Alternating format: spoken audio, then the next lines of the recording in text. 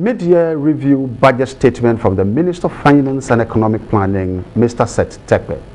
The Minister of Finance is moving to Parliament to look at the possibilities of either we are moving on the right track, either he's going to call for changes, or he's going to tell us that have confidence in the budget, have confidence in the economy, we are on moving and we are going to get to the destination. With me to look at this important discussions are two gentlemen.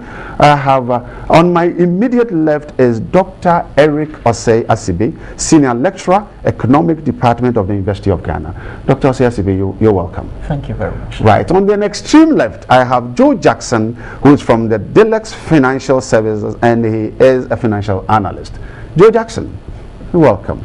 Thank you, sir. I think it's going to be a very interesting and a difficult debate because the Minister of Finance was on the floor of Parliament November last year to give to the nation the financial statement or the financial position, the budget document to run us through from the time to the end at an end of another financial year, 2014.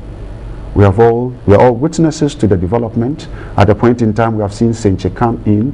We heard the president saying several times that there are economic challenges that we are all going to surmount. On the Independence Day, he said, but we soon start seeing the real picture, and we know we have hope.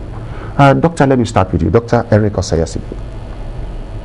Review at this time. Is it very necessary?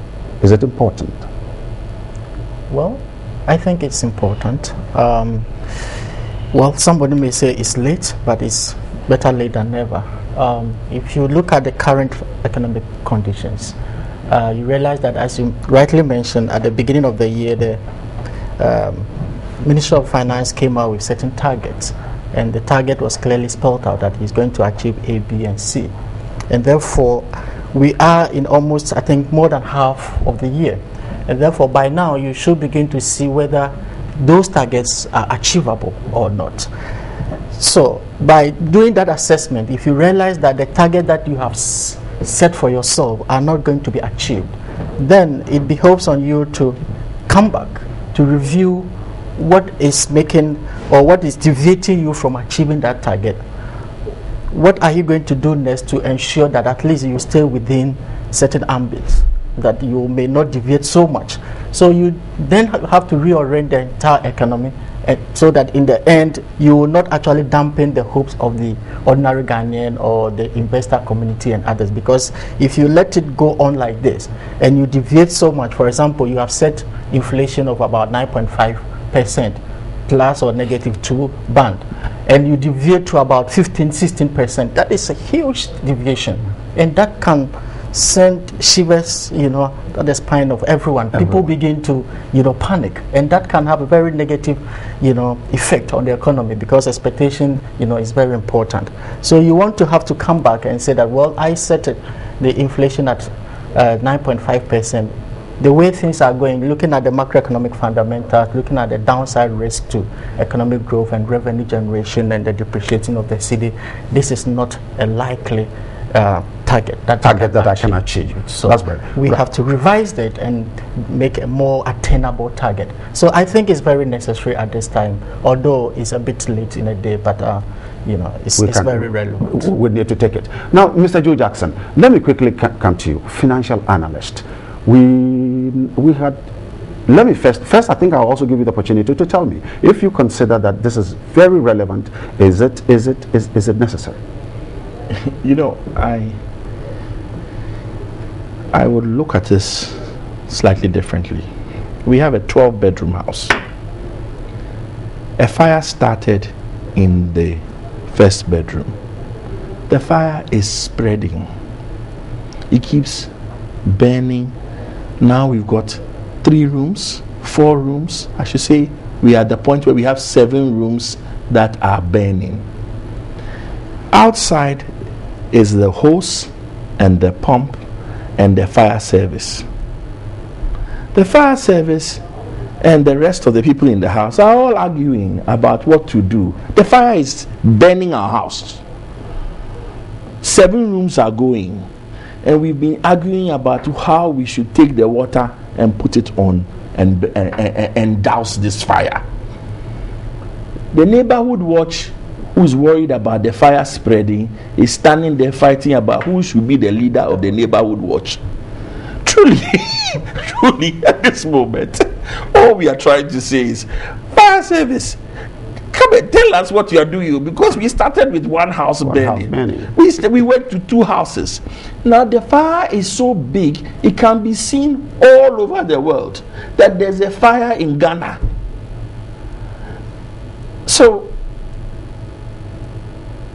the review, for me, it goes beyond just saying that the review isn't necessary. It's that the review should come, and it should tell us now that we have the water, we have the hose, we have the firemen, we have the neighborhood watch, we have everybody around. Are we going to start taking this water and pumping it into? So you are saying that whatever he is supposed to do in Parliament today is to tell us the direction and the accurate direction for a solution. Anything else will be ridiculous. You know, the truth of the matter is this, as Dr. Sibi said, you set targets, you miss them. In missing them, it's not because I say you've missed them, it's because the frog came out of the water and told us that the crocodile is suffering. Bank of Ghana released its monetary statement. What did Bank of Ghana say? What did our governor say? So it's not us, it's not Dr. Sibe saying something without enough information and not seeing the full picture. It's neither us financial analyst or pocket analyst or anything. It's the frog has come from the water and saying that there is a problem with that we need to tackle. We should tackle. So at this moment, all we have to do is tackle the problem. That's right. And I am very hopeful. Truly, I am very hopeful today that we are going to hear something that will tell us about how we are going to put out the fire, because the fire is burning. It's burning and it continues burning. Right, Dr. Seth-Terkper, Joe Jackson is saying that he's very hopeful. Now, if you look at for example, the macroeconomics, that indications that the minister gave out, and you were saying that you give predictions, you give timelines, you give targets that you are going to achieve. Now, if at the beginning of the year was 13.1, inflation was 13.1, and then he did all his permutations and said that by the end of the year, end of the financial year, we are looking at 9.5, take up at 2%. And now we are almost with inflation, which is about 15%, which is even higher than what he predicted, what he started with. Now, does it mean that the arithmetic around inflation was wrong? Well, yes or no, because when you are making a target, you have to make an optimal guess. Okay, a guess that is optimal using all available information that you have. So you don't just look at one indicator or one variable in making predictions. You have to put in everything, because you know that you are starting from a very weak fundamental at the beginning. You know, the fiscal deficit was about 10.5%. You know, your exchange rate was very weak, rising. The trade deficit was wide, about 12.1%, and therefore all the indicators shows that it was going to be a very difficult one to achieve, because inflation is determined by so many other factors. You know, you're looking at the money supply, the demand pressures. At the time when you were making the target, the demand pressures was very high, interest rates was high. The real sector of the economy, the production side and the supply side, was also suffering because of the erratic nature of energy and high costs of borrowing and others. So you were not going to get enough supply to cushion to meet the demand. And therefore, for me, the government should have anticipated that that wasn't going to be it, because you look around it, you look at also what was happening in the international market and all, and they were all not in support of a single-digit inflation for me. So you should have put all these factors into consideration and set a realistic target, rather than always setting targets and coming back, to review. So, so you think that the 9.5, looking at all the variables in front of us, that whatever fixtures he was looking at, the 9.5 target he set for inflation was unrealistic? Wasn't unrealistic. We were just deceiving ourselves. We were just, parting or tickling ourselves, putting still after. Right. But the actual fact, because you need to look at the factors, the determinants. Yes. The determinant, some of them I have mentioned. So much money, you've already put so much money in the system. The deficit was wide. People have money. They were chasing after fewer goods in the system. So prices were definitely going to go up. Your exchange rate was rising, and many households buy imported products. So once your exchange rate is rising, then the imported product that people consume in the household, the prices will go up. So all this put together, transportation cost has gone up, petroleum prices have gone up, and these are key inputs in the production process. So if you're going to do all these things, you don't expect to still maintain a single-digit inflation. And it wasn't going to work. Joe Jackson, a financial analyst. I know in analyzing situations, you really look at all this. Were you surprised? Were you worried when you had the minister in his financial statement predicting that we're going to end the year with inflation around 9.5? The truth of the matter is that all of us laughed. That is the truth. I don't think it was unique to us financial analysts. We all laughed. That first of all, the figures it didn't make sense. Take one critical determinant of what happens of inflationary pressure in this country, which is our the value of the cedi. Some of us predicted at the end of last year that the cedi could drop as far as 5 cedis to $1. And it was very simple. It wasn't sophisticated analysis. It just used a simple method which we call the Big Mac analysis.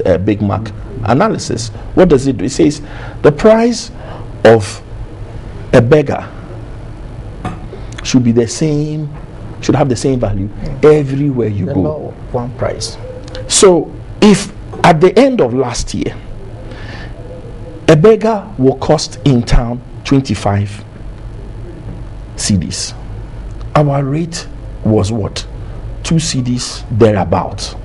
So we were then saying that a burger was going to cost, it was about 2.5. A burger cost $10. You go to anywhere in the US, a burger costs around $4.52. That's what the economist says. So when you look at that, why is it that all of a sudden we think Ghana is doing something so different that a burger should cost more? What will bring these 25 cedis in alignment with the 4 cedis 52 that a burger costs in the US and in Ghana is for the cedi to keep depreciating till that value is the same. It's not sophisticated analysis, it's economics 101. That alone clearly indicated that it will affect the price of fuel, affect the price of transportation, and you'll be shocked at the contribution of transportation to the cost of items in this country. And so once that analysis alone told you that, hey, even the 15, maybe we should thank God. I'm serious. Even if the 15 is right, we should say, thank you, Lord. You have not made it as bad as it could be. Because, and have you seen any change in behavior, any change in the fundamentals that will lead us to think that the inflationary pressure will change? No. We are still spending as much as we used to. It's not I am saying it, it's the Bank of Ghana policy document from last week. The information. If I believe at all, we are spending more than we have done. it's there. So the sad thing, and what we are hopeful is that today there will be a full disclosure of how difficult things are. And moving from that full disclosure, we will now start to say what is wrong. If you don't admit you have a fever, if you don't admit you have a bitter taste in your mouth, if you don't admit you have your joints are aching, how on earth is the doctor going to give you chloroquine for your malaria? That is a problem. Dr. Sesibi, now if I listen to Mr. Joe Jackson, he is clearly indicating that what we need now is the naked truth, that this is the strength, this is the health condition of the economy, and then we can see how best to attack it. Now, do you expect that the minister would come if, for example, all the figures that he gave to us at the beginning of the year when he read the budget, do you expect him to deviate from this and come the mid-year and now tell us something that would indicate that all that I said at the beginning of the year were not accurate? Can we expect that? We shouldn't expect anything less than that, because it is important that he lays the card bare so that people can be identified with the problem. Because if you don't sell your problem, how do you find solution to it? You know, first of all, telling your problem is halfway of solving it, and therefore we have to be straightforward. We have to be candid with Ghanaian people that this is how far the economy has deteriorated to. Now, once you are able to tell that, then you begin to come up with solution, and people will then begin to interrogate the solution to find out whether indeed it's possible to solve the problem that you have identified. But if you push it under the carpet and bury your head in sand as if there's nothing happening, the economy is still resilient, you know, there's the fundamentals are weak, strong, and others, you are not doing yourself any good, because the investor community know, they look at the indicators. Consumers look at the indicators, households look at the indicators, and all the indicators show that the economy is on the downturn. The downside risk to economic growth is clear. So you have to be open enough, transparent enough with the people, and say that yes, we budgeted for A, B, and C, but looking at the economic difficulties, the market conditions, and the financial conditions that we found ourselves, we are unable to achieve them. This, and then it's not only identifying the problem, you must also be able to tell what are the causes. What are the remote causes? What are the immediate causes? So that you can have the right prescription to tackle them. Because if you are not able to identify the underlying factors, you know, how do you solve it? And many a times we seem to be deviating away from the causes. Yes, you know, we need to lay it bare that done some research, you know, be able to identify that this is what we did wrong, this is what we didn't do well, and this is why we have found ourselves in such a situation. Therefore, going forward, we need to correct it this way. Can the situation be corrected, Mr. Joe Jackson? Can we correct this situation? You know, the saddest part about this, what we're facing now, is that there's absolutely no doubt in my mind that the situation can be corrected. And can be corrected, I dare say, not just by a unique set of people, but if you're talking about across the political divide, both sides of the divide, if there's the will, can do it. One, we have a history, we've done it before. You've also had, interestingly, the leading economic personality on the opposition side propound what is wrong with us and what should be done. And you've had a leading personality in the person of Dr. Kwesi Botwe come back and say, I agree with the fundamentals. What is required to kill, going back to that analogy? The water hose is there. The pump is there. The people to carry the water hose, anybody can come up with them. It is not about not knowing the solution. It is about having the will and the commitment to carry through what is needed to be required. It is not, I'm assuring you that our problems are not sophisticated. Our problems are not complicated. All we need is the will to continue to take the medicine that is required. That is required. So here it's an indication from the two of you. It is very clear that the issue is not now, well, he set a target of this and he did not achieve it. He said he predicted this and it is not done. So that is not the issue anymore. Now the issue is that what is the problem? What is the problem? What is the problem? No, I even disagree with that a little bit. We know what the problem is. We know the problem as The well. the elephant in the room is government expenditure. Right. That is the elephant that is. But the position is that is government in agreement to accept that it is my expenditure that is the problem. Is he saying that? That is why I am saying. So are we going to get this comment today from the Minister of Finance at Parliament that parliamentarians, honorable members, the problem is this, and therefore these are the prescribed solutions for it? Are we going to get it done? Dr. Sesibi, now the issue is that we are not, it's not interesting anymore to talk about you set inflation at this, you set interest rate at this. It is not necessary anymore. Now the issue is, what is the problem, and what is the climax of the problem? If we really want to look at Ghana's problem now, what is the climax? Yes. Setting it as a scale of preference, first, second, third. Which one is leading? I think, yes. For me, it's exactly what Jackson said. Is the fiscal deficit, the expenditure slippage that we recorded, government over expenditure. That is the bottom line. It all started from there, because there's a lot of linkage with this thing. Once you start spending more than you collect, one, you put in too much money in the system. You're giving money to people who sometimes may not deserve it, and they begin to spend. They begin to spend on the fewer goods and services around. They begin to spend on imported products. They begin to convert some of them into dollars. So two things will happen. People will buy more goods and services that will put pressures on inflation. So prices begin to gallop, begin to go up.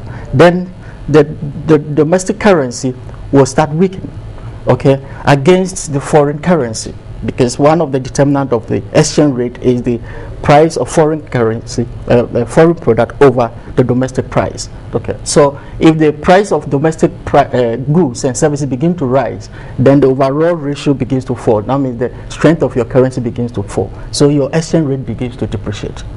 Okay, so those two alone will begin to deteriorate your macroeconomic, these two macroeconomic indicators. Then you have spent more than you collected, so you have recorded a gap deficit. Now that deficit has to be financed. Now how do you finance those deficits? You either have to borrow domestically, or you print money, or you borrow externally, right? Now, if you borrow domestically, it has its implication, because it means that you're going to borrow from the banking system. You're going to mop up money in people's homes. So you're going to push up the interest rate. Then it affects the cost of borrowing for the private man. So the private sector's costs begin to rise. So you see interest rate also rise, and that's a key macroeconomic indicator. Then borrowing externally, which may not have direct effect of domestic interest rate, but yet it will then also eat into your exchange rate, because the monies that you are borrowing, you need to service it. Okay, and in servicing, you borrow in dollars, so you need to service in dollars. Then you are then also putting much more pressure on the foreign currency, the available foreign currency. So your exchange rate begins to, rise rapidly up. So all the indicators that I've mentioned, and once these things are happening, you then find that your growth momentum reduces, because the downside risk, like all these, actually have a damping effect on economic growth. So you will not be able to record enough growth that will help you to mobilize enough revenue to close the gap. So your revenue also begins to underperform in that sense, because the economy is not growing as it has to be. And that is the whole situation that we find ourselves in now. That has also been compounded by the supply side, the energy, which we have still not been able to find solution to it. So that is the bottom line. That's the bottom line. So the government is overspending. You're saying government is overspending, but should government not spend to make sure to oil the economy? Oh, when we say government is not spending, it's not. First of all, if you ask me for three problems, number one, government is not spending. Government is spending too much. Number 2, government is spending too much. Number 3, government is spending too much. That's it. But I want to add a little to that. Government is spending too much in the wrong areas. Not that government is not spending. If the government was spending and building roads, if the government was spending and fixing our power, if the government was spending and improving the infrastructure, then the government will not be spending too much. The problem is really simple. How much of the government expenditure is spent on eating and drinking? It's as simple as that. If you spend 70% of your income buying food, very soon you'll be thrown out of your house. That's because you can't pay for rent. Let me rudely interrupt you. Let me rudely interrupt you. The president told us on Independence Day that over 70% of GDP is going in, revenue is going into paying salary. And then if you look at the permutations as well, you can see that about 20% of it is also used to service loans that we need to service. So this is about 90%. So we are only left with 10%. So the 10%, it means that don't we need to applaud government for using 10% to do what it's doing now? But I want to also add something to this. Yes. So as we said, what makes it frightening for all of us is also the extent of agitation from the labor front for increased remuneration. Now, it's really simply also this. In not declaring what the problem is, in not accepting what the problem is and skirting around it. Yes, you touch on it, but you don't nail it down on the head. We also have increased, everybody is looking for a bit more of that pie. So we have strikes, which are set to grow. And so one of the things we should be doing today is saying, this is our problem. And then encouraging everybody to come and sit around the table and say, I am broke, my family, my wife, my children, we are broke. We are broke because we eat Chinese every lunch and go for dinner at a hotel. Right now, we can't afford to do that. So how do we fix it? Also because we are broke, because I give you so much pocket money and I can't. I give you so much chop money and I can't. Let's sit down. Obviously, the wife is not going to be happy that you are thinking of reducing the chop money. The kids are not going to be happy that you are thinking of reducing the pocket money. But at least we will face reality and start to have a discussion and start to talk about how now we won't go out for a Chinese meal at lunchtime and dinner in a restaurant, and how we are going to fix our problem. That is it. Dr. Seth-Terkper, from this analysis, it's an indication that it is a simple way to go. That tell us that this is a problem and everybody will be on board to hold and fight it. But now, do you think that we have seen enough body language in this system that people will respect whatever the Minister of Finance will come to the floor to say today? Yeah, Gabriel, that's a very good one. Yes, the presidency or the president and its people first have to show leadership, an exemplary leadership, because I mean you cannot tell the people one thing and do the other. Executive accountability and transparency, are key to pull the people along with you. Because if you're telling us to tighten our belt, austerity measures that we cannot afford it, yet we don't see you and your government doing the same. Keep appointing more people, increasing the size of governance, because all of that, put burden on the emulation thing that you've spoken about, that they keep using that as a scapegoat. We're paying about 70% of salary. But if you look at it critically, how much of it actually goes to the civil servant? How much of it actually goes to the teachers? And how much of it actually goes to the seat of government and all the other government appointees? We have to decompose that, and see, what is really creating that problem. other than just lumping everything together and say that it is due to the payment of salaries that is causing this problem. In any case, before you roll out a policy, you should have done some kind of cost-benefit analysis, created a fiscal space, because the single spine did not just came in all of a sudden. We thought through it. I think we costed it, and we assessed the people's work performance and predates the current government. Yeah, predate the current government, and no one is telling me that the worker does not deserve it, because you did job evaluation, and you evaluated the person that this is what he or she deserves, and so you are just paying the person what he or she deserves. It's not that he doesn't deserve, because you did a comprehensive job evaluation before you came out with the money, and therefore you shouldn't have rushed to implement it if you think you do not have the money. But once you decide to do that, then it means that you have the physical space to do it. So that shouldn't be the case at all. We shouldn't push all the blame on paying the monuments. Paying the monuments. Yes. Let me rudely interrupt you. I understand it has started in Parliament, and so let's cross over to the Parliament House to listen to the Minister of Finance and Economic Planning, Mr. Seth-Terkper.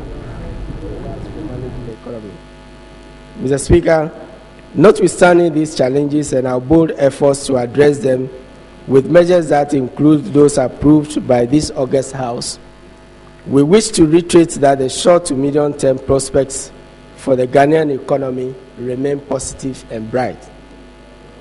This encouraging assertion is supported by the following: expected increases in oil and gas exploration and production, particularly from the Jubilee, Sankofa Nyame, and Chinibra and Nira in Tommy fields, or simply called the 10 fields, backed by factual evidence such as the building of a second floating production and storage offloading facility, or FPSO, which is currently undergoing, as well as ongoing negotiations for gas pricing. Secondly, the recovery in cocoa prices gives a stable outlook, as well as a stable outlook for petroleum, with positive impact on revenue yields and further expansion of the services sector. Thirdly, public-private investments, including FDI, in key sectors of the economy, contributing to diversification and value addition into the economy, reduction of infrastructure deficit, and boosting Ghana's growth potential. Fourth, effective and more durable long-term public financial management systems, including the Give Me system, that would lead to better control of extra budgetary expenditures, as well as increased efficiency in public expenditure management. And finally, benefits from the next generation of revenue reforms to improve efficiency, mainly by moving all GRA tax processes to an electronic platform in order to enhance tax administration and compliance. Mr. Speaker, it is estimated that strategic infrastructure investments in the oil and gas sector alone could generate about 2 to 2.5 billion additional revenues and increase our GDP. They also form the basis for tailoring our homegrown fiscal consolidation program to overlap with firm goals that help achieve our medium-term targets. Mr. Speaker, we are presenting the supplementary estimates to ensure that we maintain the pursuit of our growth and macroeconomic stability agenda. It has therefore become necessary to make adjustments to accommodate the following: higher interest costs due to rising interest rates, borrowing, and exchange rate depreciation; higher foreign finance capital expenditure due to exchange rate depreciation; higher subsidies due to slower than expected implementation of utility and petroleum price adjustments; and higher compensation payments to public sector employees, despite the moderation in wage negotiations with Corporation of Organized Labor and Employers Association that led to the implementation of the 10% cost of living allowance with effect from May 2014, and lower than expected tax revenues and grants. Mr. Speaker, let me use this opportunity to stress to MDAs and MMDAs that this revision and supplementary estimate will not necessarily result in automatic increases in expenditure across board. it will rather result in some realignment of the budget items. Mr. Speaker, against this background, I beg to move that this August House approves the supplementary estimates as I indicated earlier. Mr. Speaker, this year's mid-year review and supplementary estimates aim to update honorable members of this House on the performance of the economy in 2013 and first 5 months of 2014, revise the macroeconomic targets for 2014, and revise our budget estimates as well. Mr. Speaker, with your permission, may I turn to an evaluation of the 2013 performance. Mr. Speaker, we wish to present the macroeconomic performance of the economy in 2013. It will be recalled that at the time of presenting the 2014 budget, in November 2013, we did not have full year information.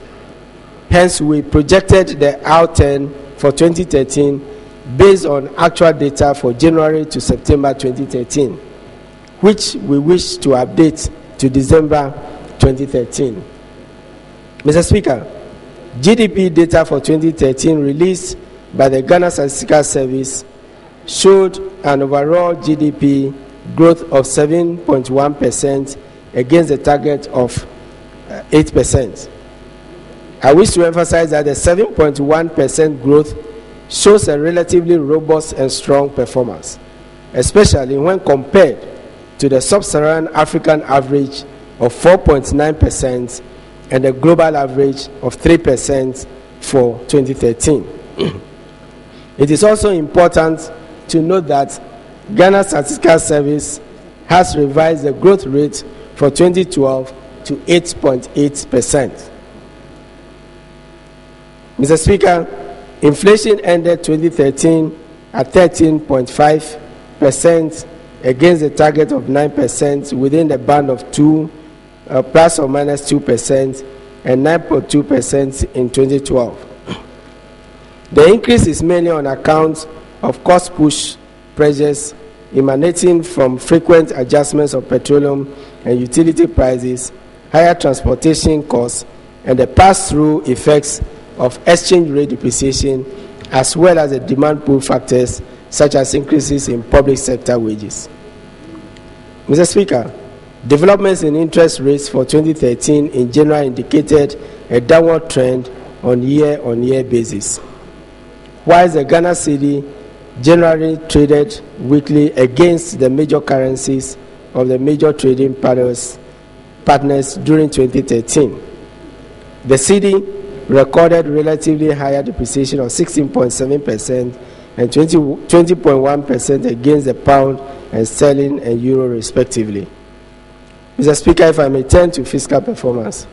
The fiscal policy outlined in the provisional end-year fiscal data for 2013 indicate that both revenue and expenditure were below their respective targets for the year. However, the shortfall in revenue far exceeded the shortfall in expenditure, resulting in a cash fiscal deficit of 10.1%. It will be recalled that in the budget, Mr. Speaker, we reported 10.8%. Mr. Speaker, total revenue and grants for the period was 19.7 billion, which is equivalent to 20.8% of GDP, against a target of 25.4% or 22.5 billion Ghana cedis.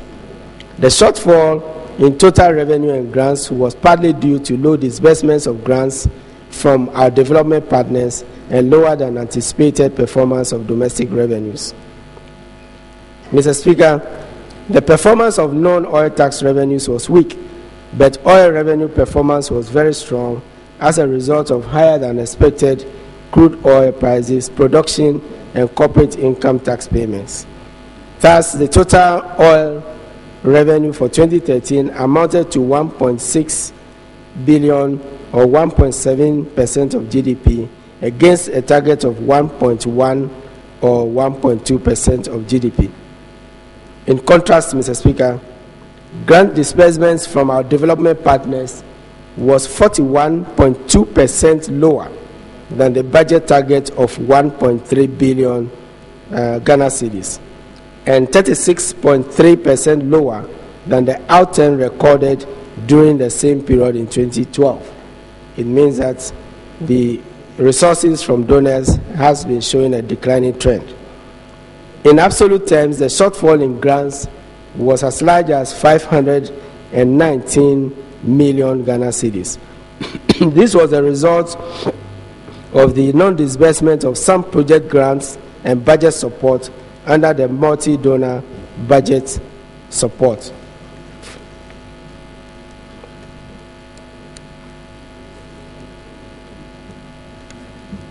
Mr. Speaker, total expenditure including payments for the clearance of arrears and outstanding commitments for 2013 amounted to about 29 billion or 31% of GDP against a target of 30.5 million or 34.4% of GDP. Hence, the outturn was 5.3% lower than the budget target of, but 14.3% higher than the outturn for the corresponding, year 2012. Mr. Speaker, based on the revenue and expenditure outturns for 2013, the overall budget balance on cash basis registered a deficit of 9.5 billion Ghana cedis, or equivalent of 10.1% of GDP. This was against a deficit target of 8 billion or 9% of GDP. Mr. Speaker, the overall budget deficit for the period was financed from both domestic and foreign resources. Domestic financing amounted to 6.9 billion Ghana cedis against a target of 5.7 billion Ghana cedis. Foreign financing was 3.2 billion against a target of 2.5 billion. Welcome back, viewers. Now back to the studio at TV3. We just finished with the budget statement. Dr. Eric Osei-Sibi, senior lecturer of economics of the University of Ghana. We listened to the finance minister for over an hour. We're talking before, in your discussions before the start of the program, he said, if the truth be told, and we are asked to understand that this is the problem and this is what we're fixing, after the statement, are you satisfied that the truth is told and this is the problem the country is facing and we need these remedies, that the remedies that he had really ascribed would work for us?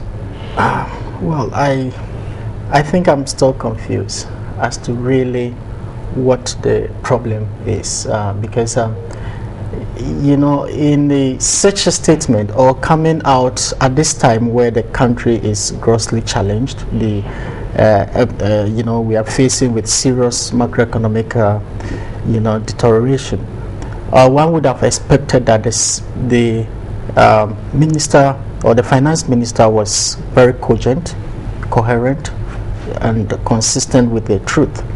Not that he didn't say the truth, but a lot of things were not said, particularly as to why we have come to this position. Why we have come to this position. And many of the things that he mentioned with regard to the inflation and then the exchange rate, for me, they were kind of remote causes in trying to explain why we've come to this situation where remote causes. But it's also important that we know the immediate causes, because we all know that for exchange rate, if you export less than you import, your cedi will depreciate, right? If you supply side in terms of inflation is increased more than the demand, is less than demand, your inflation will go up. But we wanted to know the immediate causes so that we'll be able to address them. We have the urgency to addressing those immediate causes before we then talk about the medium to long term, causes of the program. So for me, my whole impression is that, well, we can thank him for giving us some of the issues, but then I think it was overly detailed. It's overly detailed. It was overly detailed. We don't need all those detailed at this time. We are in crisis, so to speak, and therefore one wanted to hear clear policy direction. How are we going to reduce the exchange rate, the rapid depreciation of exchange rate? These are the policies A, B, and C that we are embarking on within the short term, given timelines. You know, you have a time-bound policies that we are putting in place that by the end of the year, these are what we are going to do. Inflation is going up. This is what government is going to do. Now, we want to hear more accelerated and sustained fiscal consolidation from the side of government. How is government cutting down on its expenditure? I'm not coming out with some new projects and... But Doctor, the minister spoke about really clearing ghost names, blocking salaries of illegal teachers in the system, and it's an attempt to do something. With all due respect, I think that was ridiculous. You know, something to find in the national budget at this time. Having to talk about blocking 40, teachers' salary at the district level at this forum, okay, where we are looking at macroeconomic policy direction. These are basic standard administrative procedures. Removing ghost names here and there, blocking salaries are micro issues that, to me, shouldn't find itself in a national budget at this moment of the country's life. You know, we need the right policy mix, the policy direction, clear macroeconomic direction, not the bits and pieces at this stage. The bits and pieces, leave it with the administrators, the district level, the local, governance level, to deal with the bits and pieces. But tell us the policy directions. How are we going to reduce interest rates? The ordinary Ghanaian investors, private sector wants to hear this. That interest rate, these are the policies that the government, is doing to bring down interest rates so that we can borrow, we can expand the economy, and we can create employment. Then everyone will be happy. Tell us how inflation is going to come down. Tell us how we've now discovered oil. People want to see that they're actually benefiting from the oil revenue. How are we benefiting? Okay, petroleum prices keep rising. What is the government doing to stop this? Because it doesn't appear to me that the exchange rate is going to stabilize today. So it means that petrol prices is still going to go up if we still maintain the automatic formula that we have. And therefore, what is government doing? For example, you can then say that, well, we are going to put up a refinery within the next 4 or 5 years so that we refine our own petrol. And so we will reduce the cost, transportation cost on the price build-up. We reduce the exchange rate index on the price build-up. So because the whole petroleum is domesticated, so to speak. Therefore, prices is going to come down for everybody. People want to hear this, how their standard of living will improve. Now, let us quickly look at this particular position. The minister in his statement had now revised inflation. He said he was expecting inflation to end at 9.5, but now it would not indicate that it would be. He's holding it at 13%. Yeah. Currently, inflation is at 15. If you look at the permutations, if you look at the way the economy is running, can we drop from 15 to 13% at the end of the year? That will be a very difficult task, honestly, because as I mentioned earlier, you're looking at the determinants, the various determinants, and one of the key determinants is the cost push inflation, right? And cost push, one of the key factor in cost is energy, transportation. Now we have just a few days ago experienced upward adjustment of petroleum by about 23%. Now suppliers and producers have not factored this into the 15% that we see in the inflation. It is not there. It is now going to have effect. So if the 23% and transportation and others have started adjusting upward, exchange rate keep depreciating, and therefore production cost will also begin to rise. That is, from imported raw materials will begin to rise. All this put together will mean that the costs will be translated into pricing, and that means that prices is likely to go up.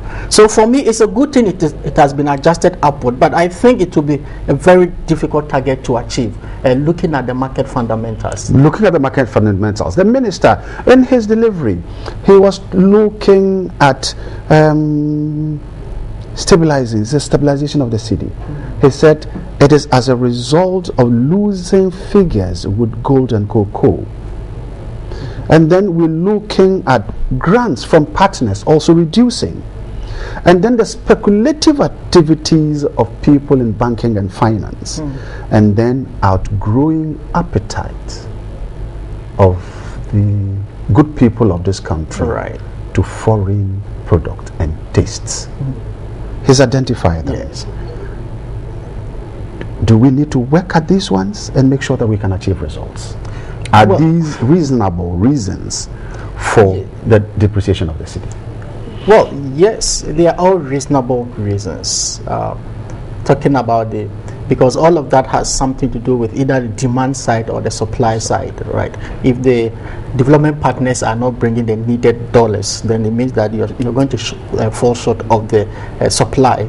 If the people taste and preferences for imported products, increasing, then it means that the demand will increase, and the cocoa prices and others. So these are all factors. But then the minister falls short of mentioning one key factor, which I've always said that is the bane of this economy: the government over expenditure. He didn't mention that. And I thought that he should have been bold enough to mention that is the immediate cause, because almost all these factors have been there with us. It is not today that consumer preference for imported products, increased. All of a sudden started increasing. We started buying imported product. It has been with us for a while. Cocoa prices keep going up and coming down. It has been with us because we don't determine the international price of cocoa. Okay, grants coming down over a period since 2000. The grants that the development partners have been giving to us have been falling.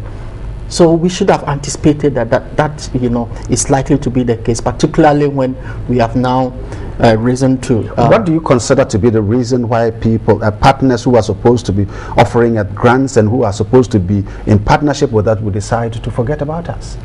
Well, a combination of factors. One, it's like you have graduated. Now you have moved to a different level. That is one. That is having a middle income status. But also, and most importantly, is the public financial management system that is in place, because most of them are not too happy with how we are actually managing our public finance. Because within the short period of time, there have been a lot of scandals as far as government public financial management system is concerned. And therefore, the development partner wouldn't want to throw money to you where you could not account for. There's no value for money. And you just dished out money for people to use anyhow.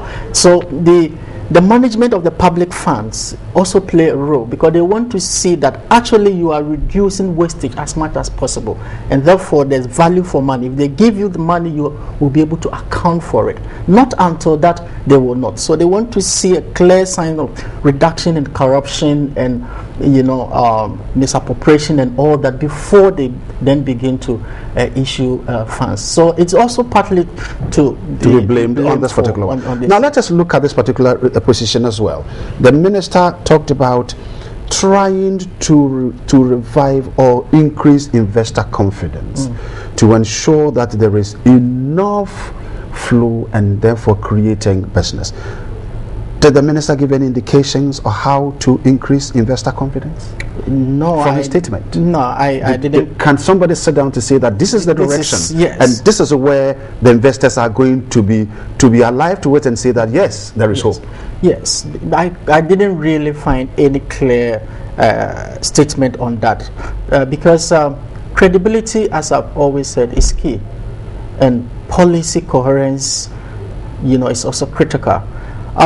You need to be able to keep up investor sentiment, okay, in order for it to have that confidence to bring this money. And that will mean that the idea of this whole fiscal consolidation you have to be able to be more aggressive in, reducing your fiscal consolidation. It's not just about the pep talk, all the things that we keep repeating every now and then. Everything that the Minister of Finance have said, they are not new to us. We've been hearing it every now and then. So they want to see a more aggressive fiscal consolidation where your government have committed itself, for example, borrowing. You could still see that we are going to borrow more because the fiscal deficit is still high, 8.8%. So borrowing will still come on, and that will come to increase the debt stock. The revenue side, we didn't see any innovation there, and that is also critical because even if you reduce your expenditure, and you still do not get enough revenue, you still create a gap. Fiscal deficit will still come, and we've seen clearly that the revenue side is underperforming. What is it that we're going to do? Because at the beginning of 2014, there were a lot of taxes, that were rolled out. Many of them have still not taken place. Failure to implement these tax revenue mean that we're not going to get them. So the investor confidence, they want to see more. It is not just about talking, paying lip service. They want to see clear actions, pragmatic actions to drive the economy. The minister was talking about ensuring that moving and listening to President Mahama on his drive to make we consume Ghana, made in Ghana goods. He said MDAs and MMDAs would be encouraged to promote made in Ghana goods and award contracts in Ghana cities.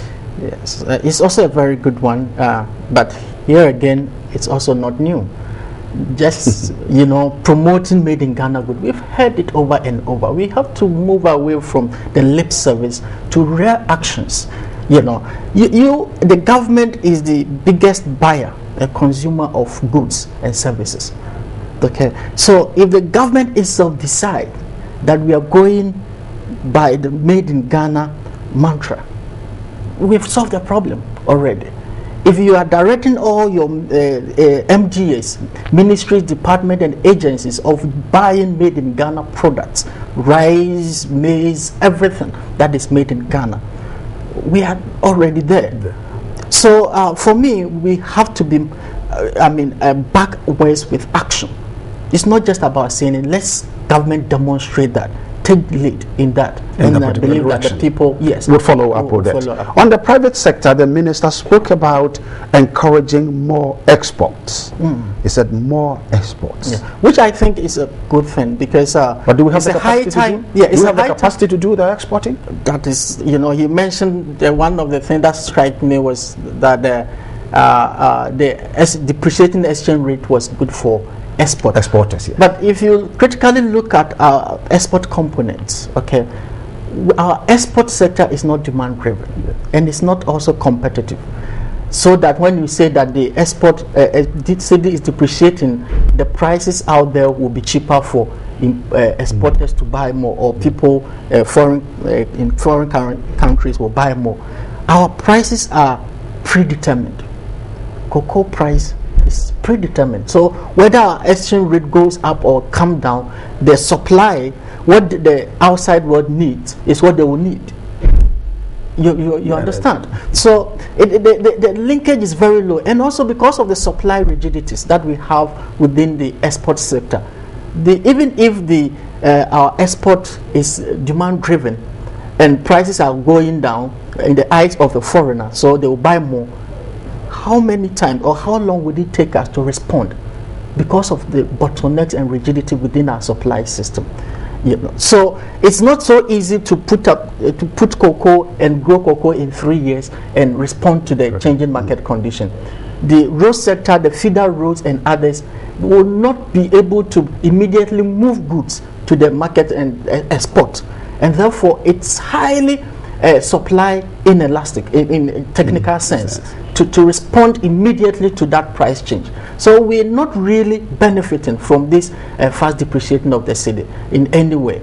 the only effect is that it is increasing import price and cost of living is going up. That's now the minister at the close of the day is looking at least 3.1, or let's mean approximately to about 3.2 billion Ghana cedis supplementary budget. That is what he has come to ask for. Do you consider this as a realistic and objective demand that is supposed to do the healing of the budget at this time? Well, I don't know, but then I believe that we could still have toned down looking at this time when we want to have a physical consolidation. I was expecting that even the expenditure side will reduce, so that we can clearly see that the government is serious at consolidating the fiscal position of the country. Still coming to demand more, and in the midst of falling domestic revenue will mean that you still have to borrow more to meet the expenditure, obligations. So for me, I think the government has to do more. It has to. He mentioned the fact that he's going to have expenditure switching, and expenditure switching from which sector to which sector, and what will be the cost to the economy. It is very important. And borrowing, the money that we're going to borrow, it is also important that it is targeted at the productive sectors of the economy, not just borrowing to meet the recurrent and then the consumption expenditures, but capital expenditure, which this country is actually lagging behind in terms of infrastructure. The infrastructure gap is huge. If you look at what is happening in the energy sector, if you look at what is happening in the water sector, none of that is attractive enough to allow in the FDI, because it's only when the FDI get the confidence in the economy and the infrastructure to support their investment is in place, that is only when they will come, and that is only when they will bring the foreign exchange to bolster the foreign exchange reserves, so that your foreign exchange reserve will begin to increase. It will cushion the fast depreciation of the cedi.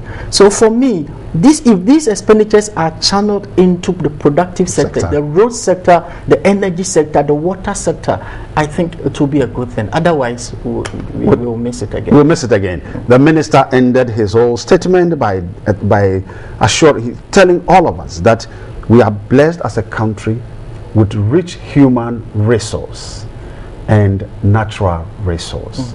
Are we using the rich human resource and natural resource that we are blessed of to turn the systems around? And can we turn it around before we see 2015 budget coming by November? Yes, indeed we are blessed. And we are blessed today as we are having these macroeconomic difficulties. Even when we are sitting, there could be gold. But if you don't have the realization and the needed capital, to extract it, it will not be of any use to you. So it takes someone with a very innovative thinking to be able to unearth whatever endowment, resources that you have, and to utilize it to the benefit of your people. It's not just about you being blessed. It's about you recognizing it and doing something about it. The days of manna falling, as we all know, is gone. So we have to begin to think seriously about the blessed that God has given to us, and utilize it to our benefit. We could not just sit down and always, say that we are blessed, and all coming back in a cycle, in a vicious cycle of poverty, debt stock, and always coming back every now and then with the same problem, and always saying that we are blessed. We have to move away from that mentality and begin to do things. Countries like Japan do not have any of the things that he's talking about, but yet they have material evidence of blessed. Of blessing. Well, that is all that time would allow us, and I am saying, let me say, a very let me quickly say, I think let me quickly cross over to Parliament, and I have Kweku Kwating on the line. Kweku Kwating, hello, good afternoon. Right. of the year, the cedi will not be rising as fast as it's doing now. The minister now concedes that going forward, the cedi will be falling faster. So those were the bad pieces of news that the minister brought us today. But my basic concern was that the review failed to address the fundamental problems of the economy, namely the fact that we are not generating enough against the fact that we are spending more than we should, which is why the gap between our inflows and our expenditures keep rising. Now, I was expecting bold interventions in the area of, for instance, formalizing the informal sector, raking in more people into the tax net. I was expecting to see that so that we will up our revenue. I didn't see any of that. I was expecting to see those reform interventions that would control public expenditure. Again, we didn't see that, and I get a sense that we have been scratching the surface of the problem, and going forward, the problems are not going to go away. Right, talking about improving revenue, the minister talked about improving the IPPD system or the single spine salary thing, and also a means of ensuring that ghost names are expunged there. Is this not a positive thing? That is my colleague Kenneth at Parliament House taking interviews from members after the statement from the Minister for Finance and Economic Planning. Details of those interviews and other stories will be brought to you in our subsequent news bulletins. Don't go away, stay tuned to TV3, and let me say thank you to Dr. Eric Osaya Sibe, Senior Lecturer, Economics Department of the University of Ghana. It's been a very wonderful time talking about the budget, looking at the media review, and making sure that the way forward is bright and smooth. Thank you.